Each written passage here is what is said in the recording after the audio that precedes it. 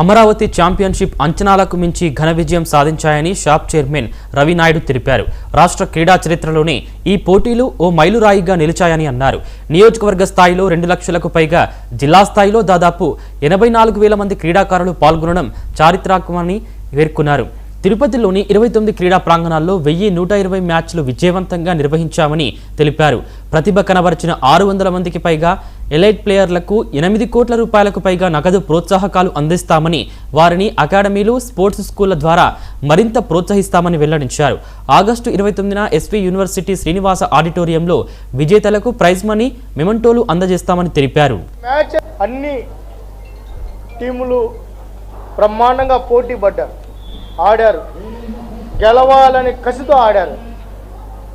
నిన్నటికి 1000 matches నిర్వహించాం. 1000 matches నిన్నటికి నిర్వహించడం జరిగింది.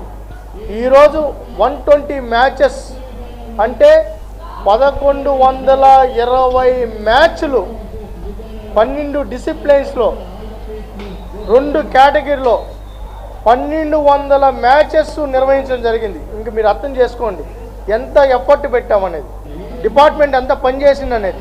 ఈరోజు మనం చూస్తే ఖోఖో బాయ్స్ అండ్ గర్ల్స్ 2 కేటగిరీలు, hockey, basketball, volleyball, kabaddi boys and girls, badminton, yoga, అదేవిధంగా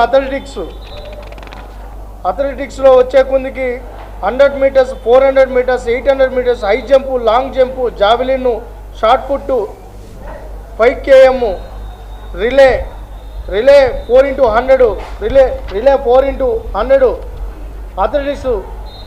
అదేవిధంగా ఈరోజు మనం చూస్తే మళ్ళా weight lifting 60 kgs, 65 kgs, 49 kgs, 53 kgs, 57 kgs category, 61 kgs category, 55 kgs category, 60 kgs category, 65 kgs category, 45 kgs category. అంటే boys and girls under 17, under 19. అదేవిధంగా బాక్సింగ్కి వచ్చే కొన్ని 52 to 54 kgs category, 54 to 57 kgs category, 57 to 60 kgs category.